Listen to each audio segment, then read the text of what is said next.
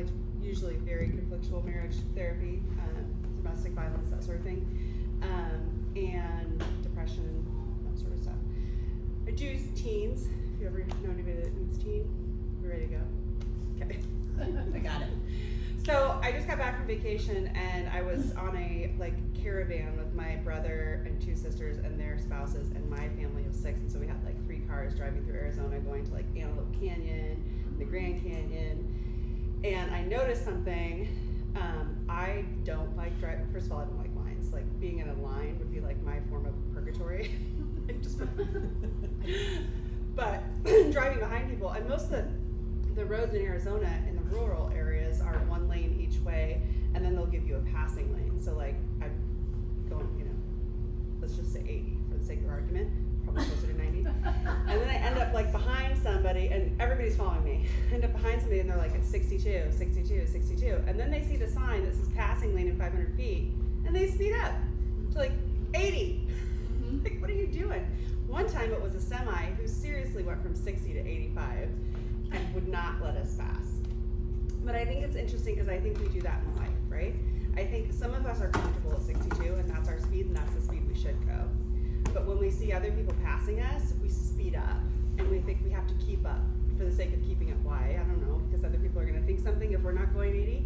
I'm going to think something if you're not going 80 on the freeway. But that's just me, right? And it's really actually technically okay for you to go to the speed limit.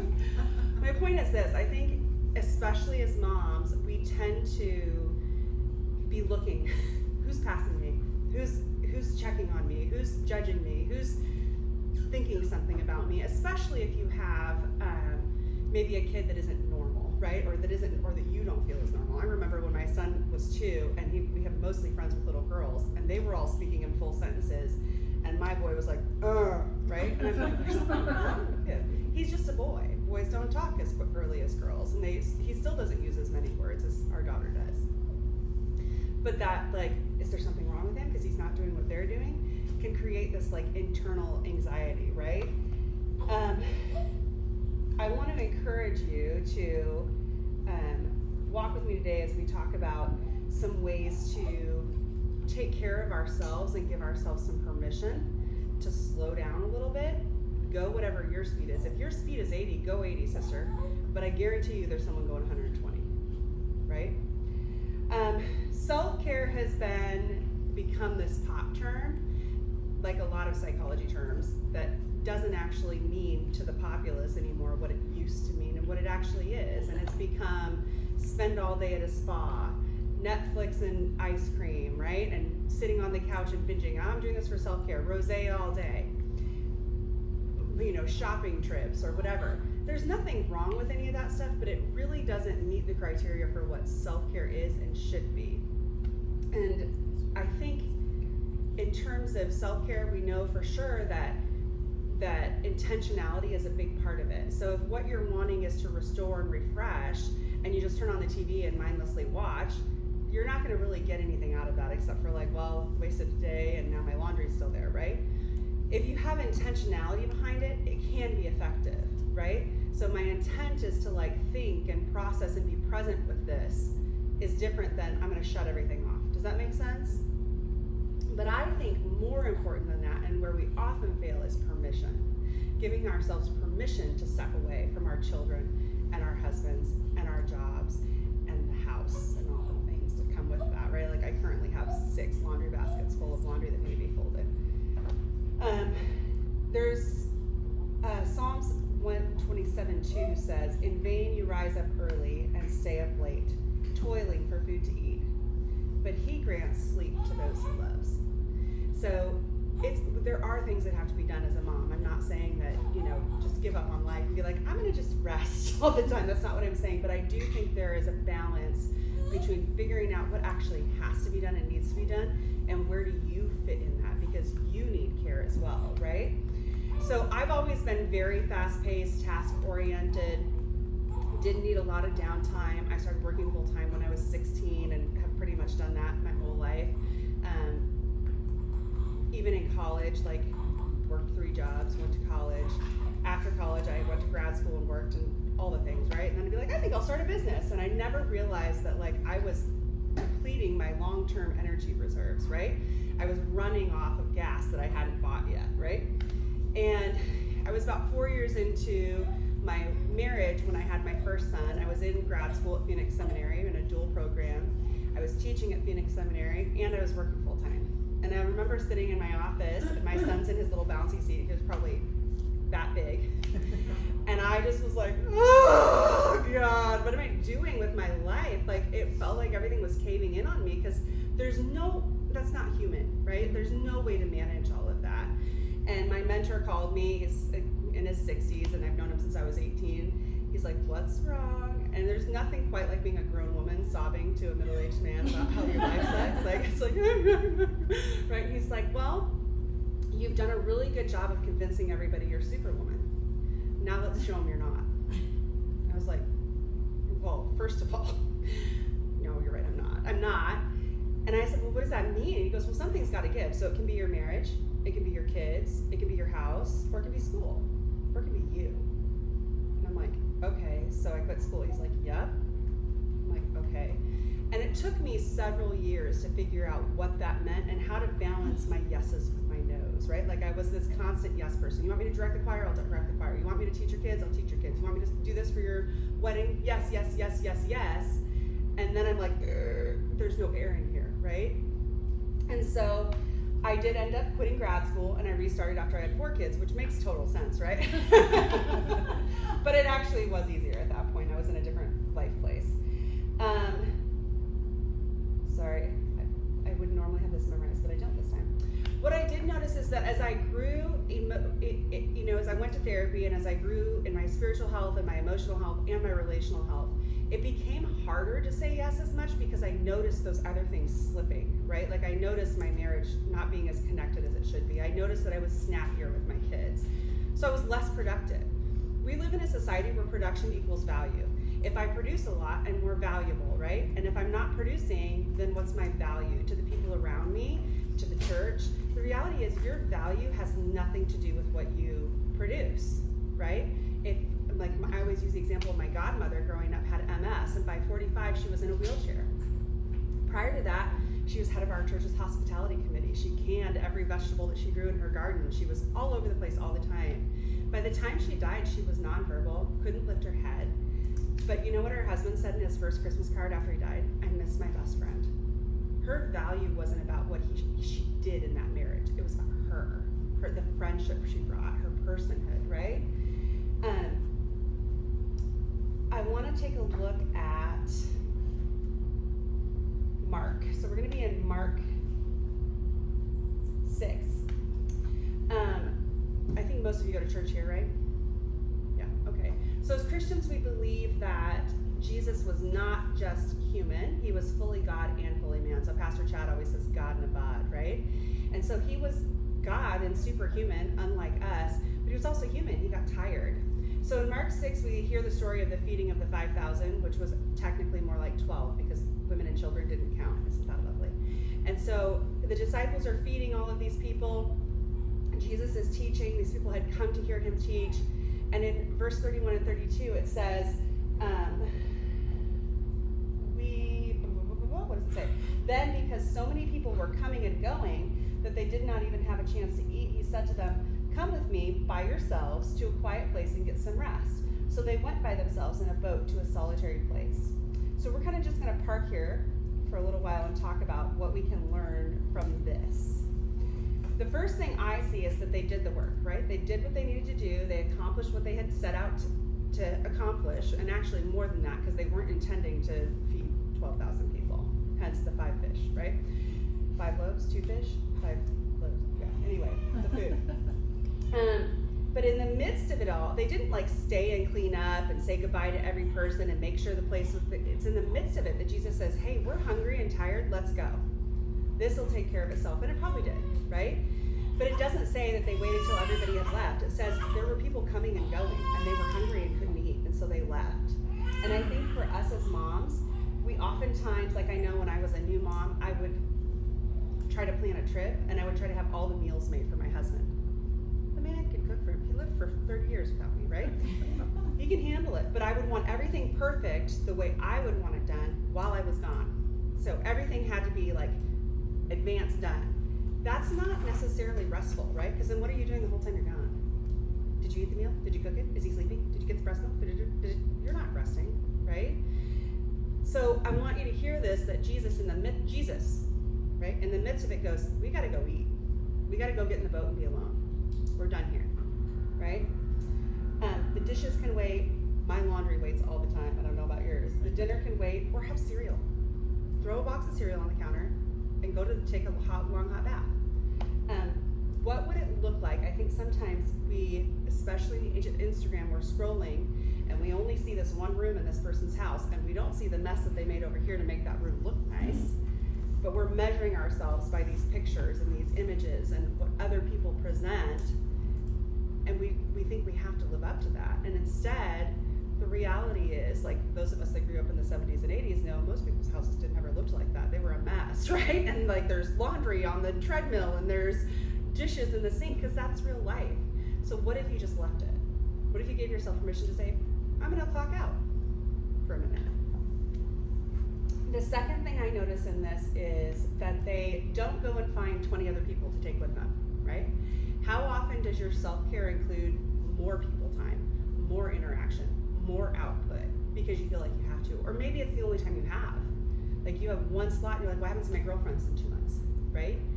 But is that restful? Sometimes it might be. Most of the time it's probably not. And so I think it's really important to notice that they went to a solitary place. Now I do want to talk about solitude, but I also want to talk about friendship. So you guys have a piece of paper in front of you. Can I have a piece of paper? And a and a pen. All right, so I want you to draw a very small circle. You're going to be drawing circles around the circle, so like this big. These are the center of your paper. Just a little bitty circle, okay? This represents you and God. This is the most intimate relationship you have. It should be the closest relationship you have. And it's the central relationship in your life. The relationship you have with self and the relationship you have with God. Now draw a circle just outside of that, kind of like this. Can you see that? No. It's the light. It's the light. Behind it. Yeah, okay. Do you see it? No. We're just drawing rings, like ripples. Okay. So Jesus, do you guys know that Jesus had best friends? Yes. How many best friends did he have? 5. 3. Who were they? John. Uh-huh. The disciple who Jesus loved. He makes that really clear. It's the ones that went up on the mountain with him. Mark. John. Peter. Yep. So it's 3 best friends. So in that circle, you're going to put 1 to 3 people. And this is your inner circle. These are the people that you call when you're ugly crying. These are the people that know like your innermost dark secrets. These are the people that you call when you've got like an infection you don't want to tell anybody about, or like you things you don't want to talk to anybody about, right? Like, is it normal that I have this going on, right? These are also the people that like will tell you, like, call you out. Like, no, that's a you thing, not your husband. Like, deal with that, right? Okay. Is one of these people your husband? Maybe. It is. I don't know, is it? It can be. I just didn't know what I think it is good if it is, but I don't think we start there in marriage. Mine is not my husband, I'll just put it out. Yeah, I think it takes a long time to grow up. 3 people. So I think when just people wanna say know my where husband is my best friend and then they call their girlfriends to talk about their husbands and don't actually tell their husbands what's wrong, you gotta question that, right? And that's okay early in your marriage, right? That's okay. It takes a long time to grow that kind of friendship. Usually these 1 to 3 are people you've known for 15, 20 years, or 30 in my case, right? Like, they're people you've known a long time. They're people that you don't have to explain yourself, right? And hopefully someday our husbands are that person, or those part of that circle. Okay, another circle, same size outside of it. So how many disciples were there? 12. So the next circle that Jesus had in his life were these remaining 9 guys, right? That he traveled with, he lived with, he ate with. So think about like the next circle in your life of 9 people. These are people that have seen your house. These are people that know your middle name. These are people that probably have met your parents. These are people that know all your family issues. But they're not necessarily people that you're going to call in your like moment of crisis. Does that make sense? They're probably the people that come over when you have a baby and you need a meal, right? Or whatever. So we've got 1 to 3, 9, and then another circle. So there was a group of people that traveled with the disciples and Jesus that was about 70 large. So this next group is 60 people. Long ago, before the mega church, churches were about 175 to 125 people large, right? So if you think about your community, this group of women, your small group, maybe the girls you went to high school with, maybe if you were in a sorority, your sorority sisters. These are people that know about you and they know you, but they probably don't know like your big struggles in life. They may not know the current goings on. You may or may not visit these people. You probably invited them to your wedding, but you wouldn't necessarily have them over for dinner. Does that make sense? Okay. And then there's a larger circle of about 1,500.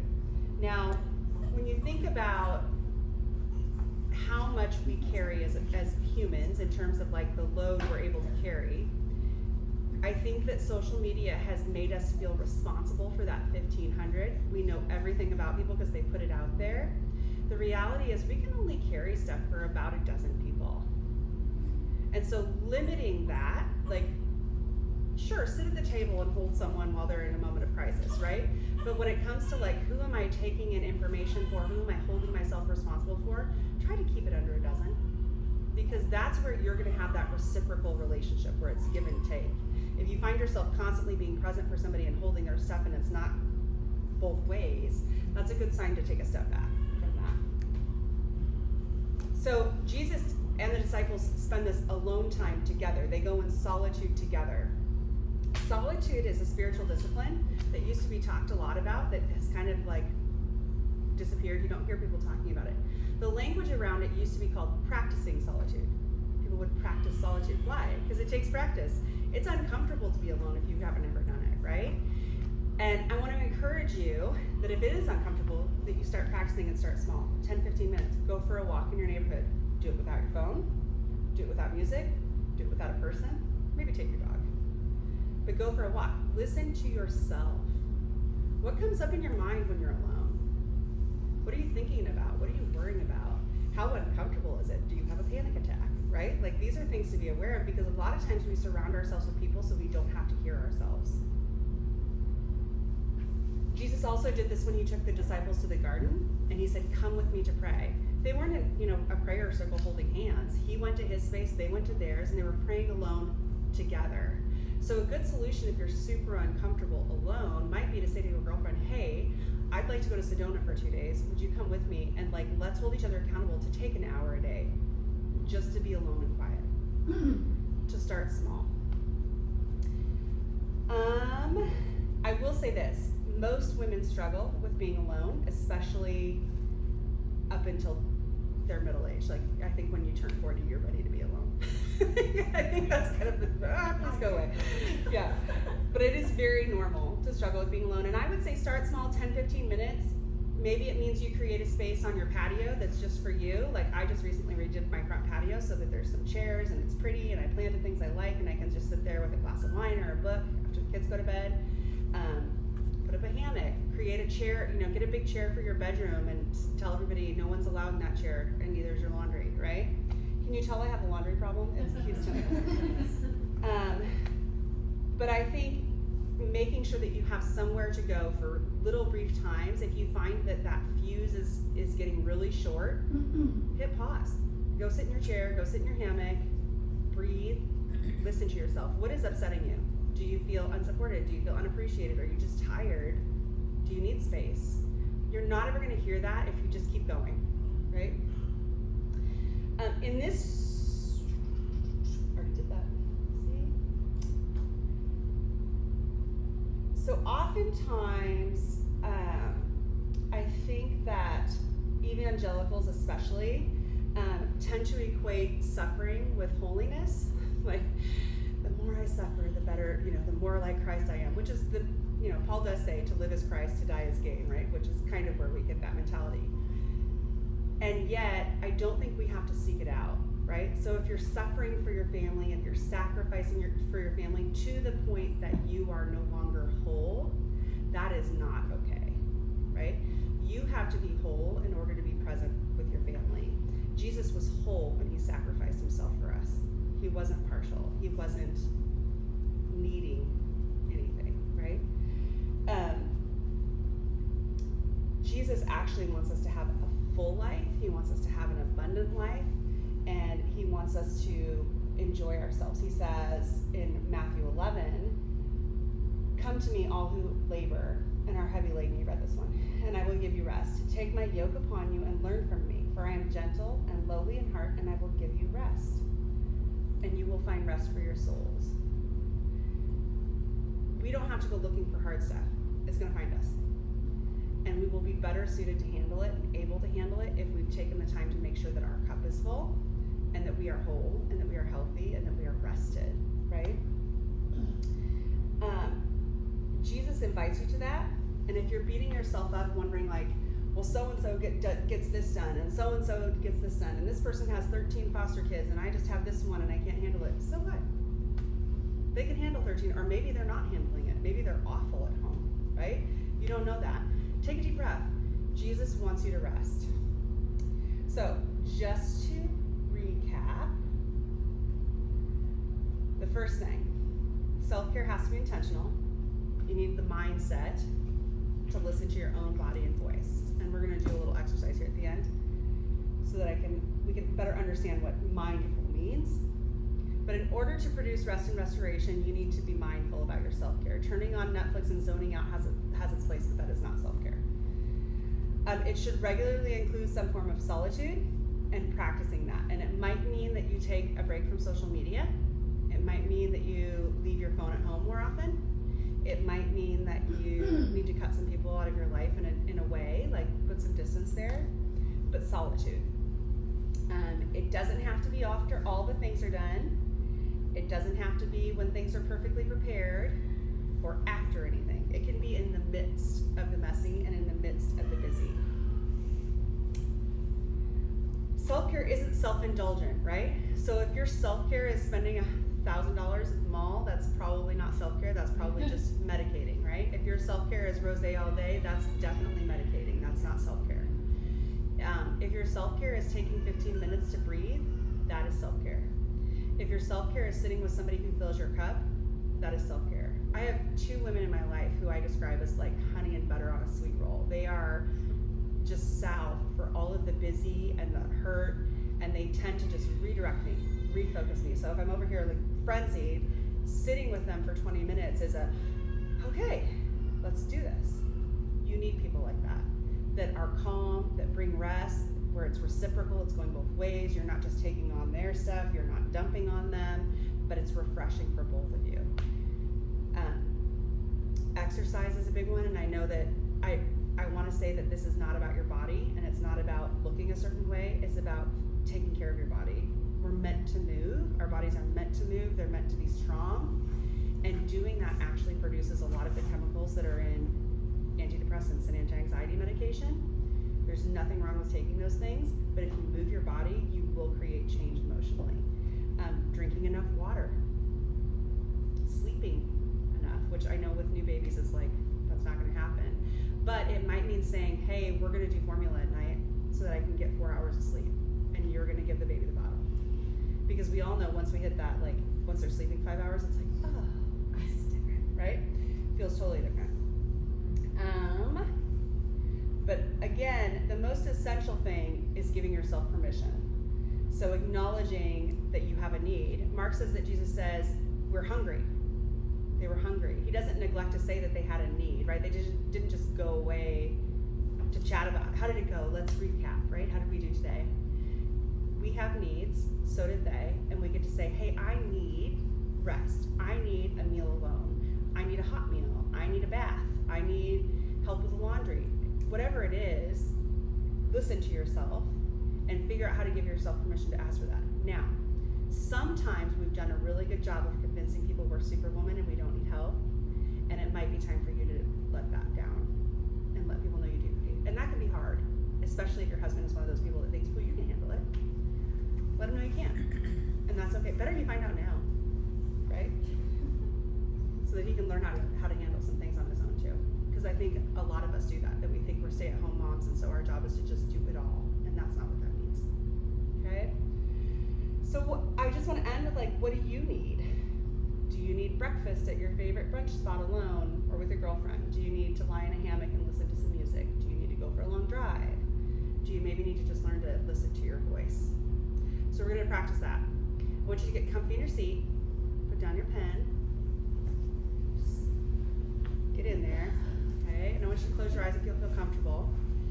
And I want you to imagine a pinwheel, like the ones you used to get at the fair, and you blow on them and they spin. And I want you to take a breath in for 4 seconds through your nose, and breathe out and keep that pinwheel moving for as long as you can, 6 to 8 seconds. So in, out.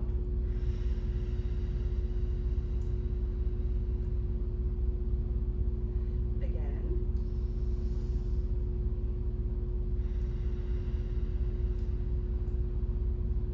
Good. And now just let your breath go back to normal.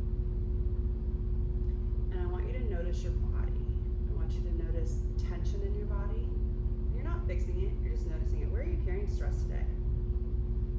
Yep, we're all adjusting. Just notice it. You guys carry a lot. Where are you feeling tired? Where are you feeling sad? What aches and pains are present in your body? And as you notice that, I want you to notice your own voice.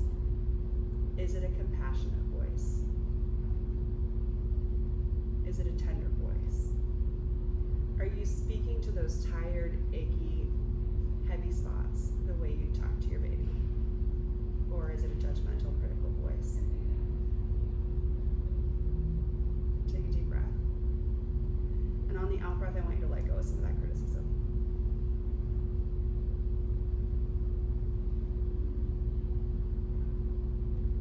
Rest is good. To rest is to be like Jesus. To rest is to be able to meet the needs of those you love. As your eyes are closed, I want you to try to find the sound of your own voice and ask yourself, what do you need in this time, in this season, this week, today? What do you need? What would reduce the pressure?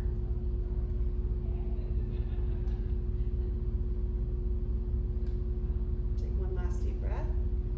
Open your eyes. So I want you to write down what you need, and I want you to call your 1 to 3 people and tell them. Text them, call them, let them know. Like, hold me accountable to asking for this need to be met. Or help me figure out how to do it.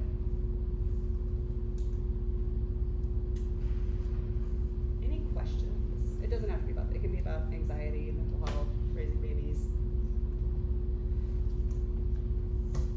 The detergent I use, I don't know, anything. Laundry, I'm really good at laundry.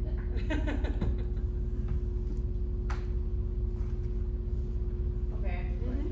I'll do it again. So I have 4 kids. Ditto. From 11 to 3, so it's chaotic. Mine are 11 to 5, so I get it. Oh, good. Yeah. Okay.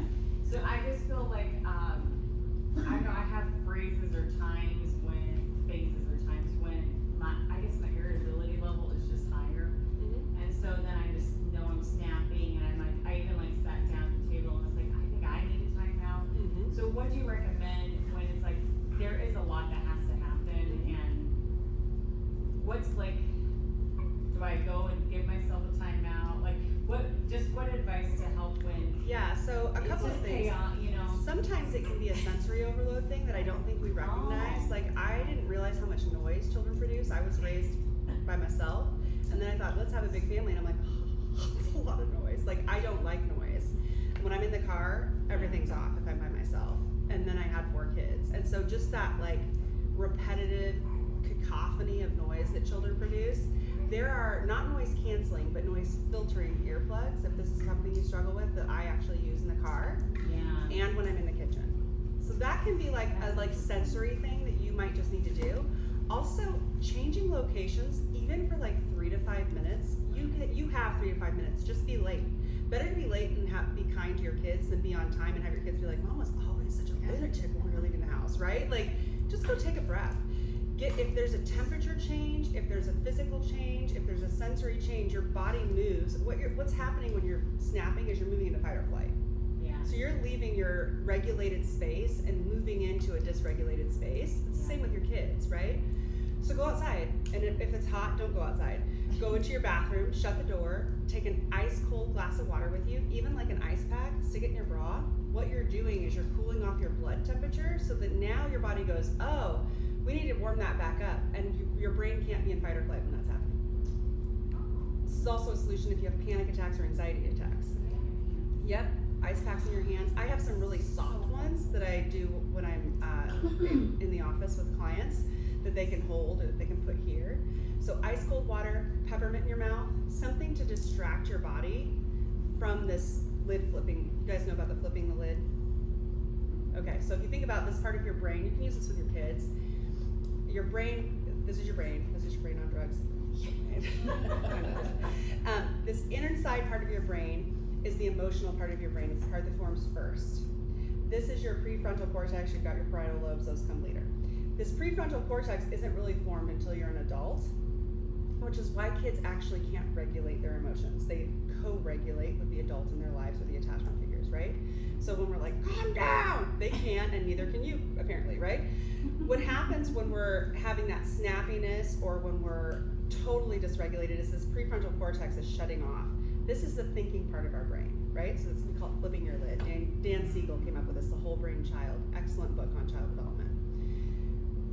In order to re-engage this, you have to tell your body something. This isn't a like, oh, I should just be able to handle it. No, you can't. Your brain clearly cannot. I think it's going in fight or flight. So when we drink ice cold water, when we put a peppermint in our mouth, when we put an ice pack here, when we change locations, when we tell our body a message that we're safe, or hey, take care of this instead, and then we can think, right? Oftentimes when kids are having a meltdown, I say give them a lollipop. Why? Gives them something to think about, and the sweetness releases different kinds of hormones. Now I know it sounds like you're bribing your kid, right? Like, oh, you're having a meltdown, here's a lollipop. I wouldn't do it every time, but if it's gone so far that like the train has left the station, hey, come up in Mom's lap, let's just suck on this together. And you get one and they get one, and it could be a let's regulate together, right?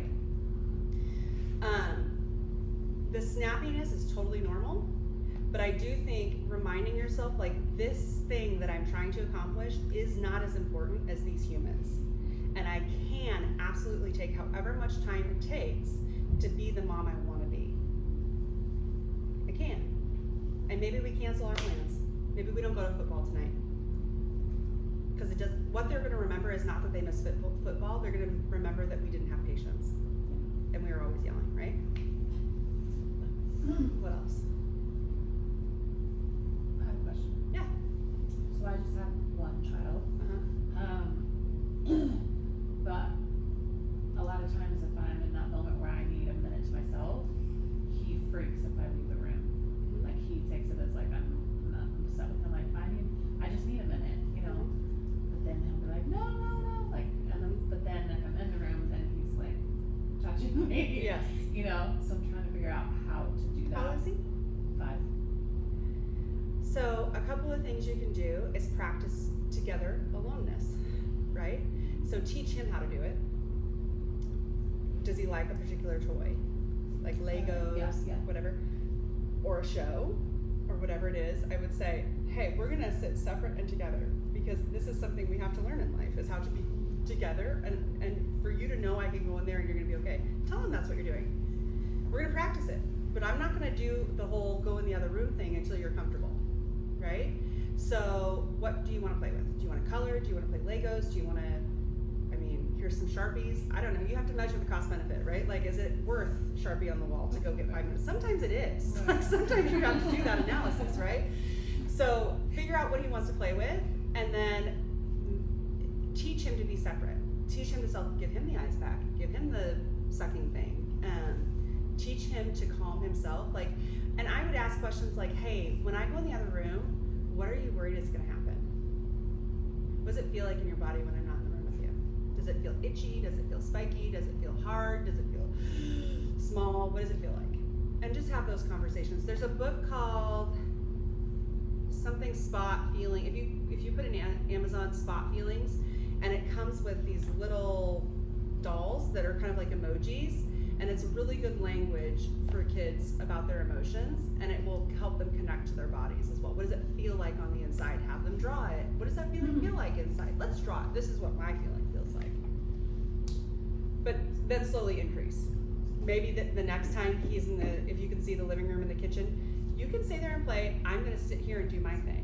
And then just put more and more distance and increase time. And he's okay with that when things are level, but when I know I'm about to lose my lid. So what's happening is he's regulating with you. Right. Where you're co-regulating, he's also flipping his lid. So you're not gonna be able to leave in that moment. Right. You have to leave before you get there. Right? So, and I know that's really hard because you think I can handle it, I can handle it, I can handle it. But what's happened is you've both gotten here, and then you're going, okay, I'm gonna go over here, and he's like, no, right?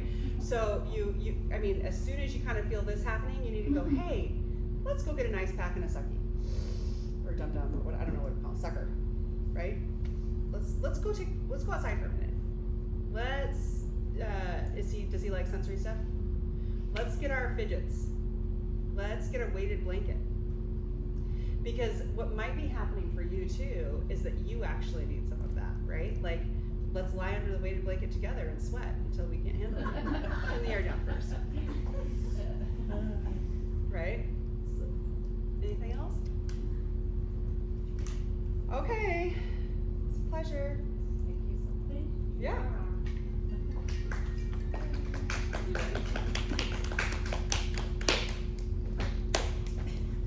One more. Okay.